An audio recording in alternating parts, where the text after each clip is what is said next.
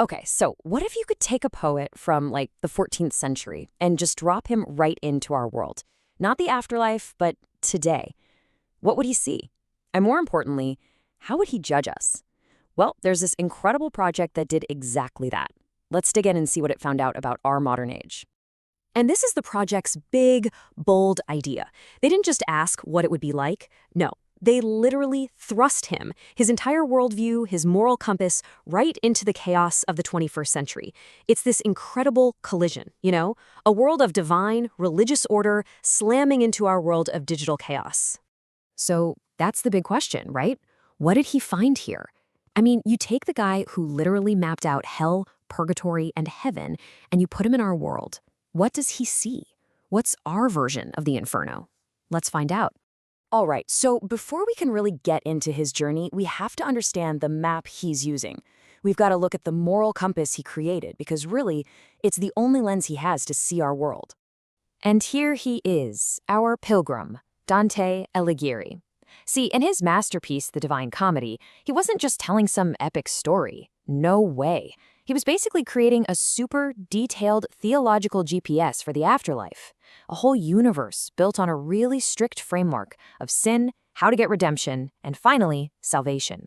And this journey is absolutely key. It's a three-step process. First, you got to go down into the Inferno. You have to face sin, recognize what it is. Then, you climb the mountain of Purgatorio, where you work to purge yourself of that sin. And only after all that can you finally ascend to Paradiso, to heaven. This structure, this three-part journey, it's the key to his entire worldview. Okay, so we've got Dante's map in our heads. So where exactly is he going? Well, the project doesn't just drop him into a modern inferno. Instead, they send him somewhere they call the algorithmic purgatory. It's this whole new landscape where technology completely blurs the lines between sin and salvation. Yeah, we're not talking about his old world of warring Italian city-states and rigid religious rules.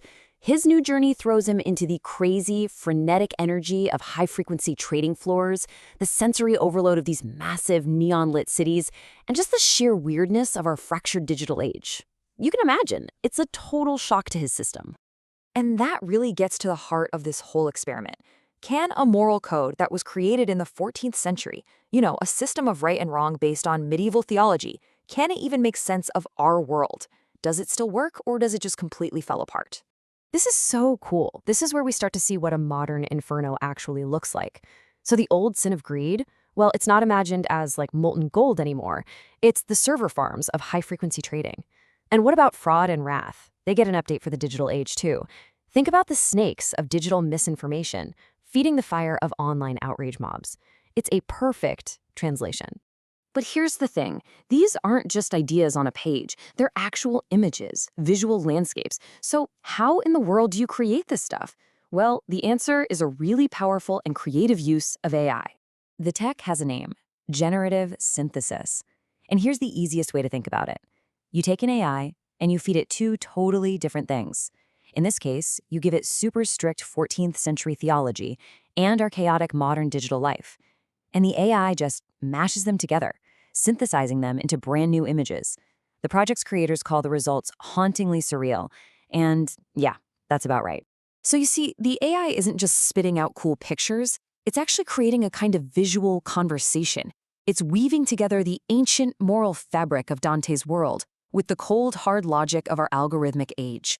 And what comes out is something completely new. So what's the point of all this? I mean, beyond the amazing art, what's the big idea? Well, the project's real goal is to create what they call our modern comedy, basically a reflection of ourselves.